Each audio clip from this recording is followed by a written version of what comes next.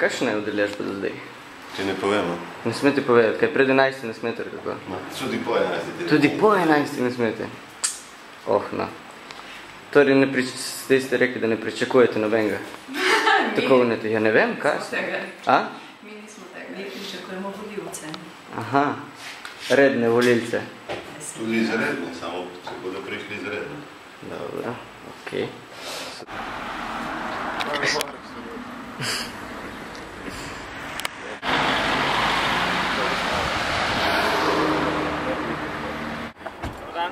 Da,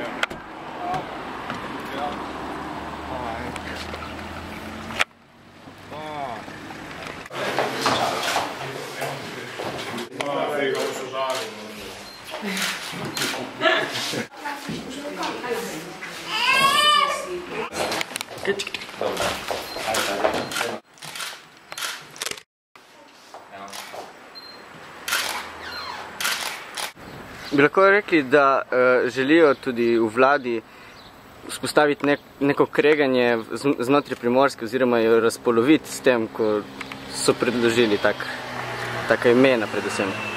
Ja, del vladne koalicije sigurno, to je dejstvo, ker glede na to, da vemo sami, da je bilo že na odboru, matičnem odboru na državnem zboru, je bilo skoraj dosežen kompromis, da naj bi se glasovalo o enotni ali deljeni, ali dvodelni Primorski, medtem ko je en del te vladne koalicije, po mojih informacijah iz Nove Slovenije, pač bila absolutno proti in zato je ta stvar propadla in glede na to, tudi vladna koalicija mora pričakovati, da bo pač Primorska enostavno proti. In kako gledate na to, da, mislim, na te govorice, ki pravijo, da je v bistvu ta lobby glede teh pokrajin prišel prav z Gorice oziroma Severne Primorske? Zdaj, če prišel za vse pokrajine, ne vem, ampak dejstvo je, da... Predvsem za Primorsko.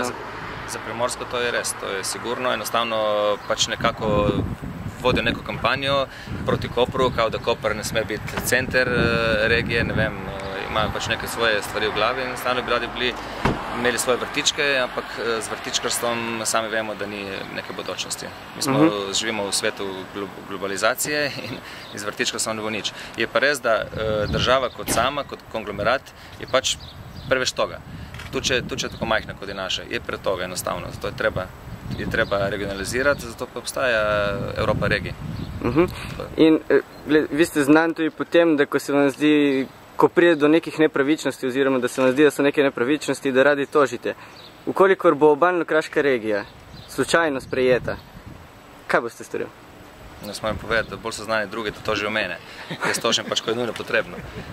Kar se pa tiče, če pride do tega, jaz ne bom nobenega tožil, ampak probali bomo po pravni poti narediti vse, kar se da, se pravi s tem, da pride do novega referenduma samo o pokrajini Primorske. Najlepša hvala. Hvala.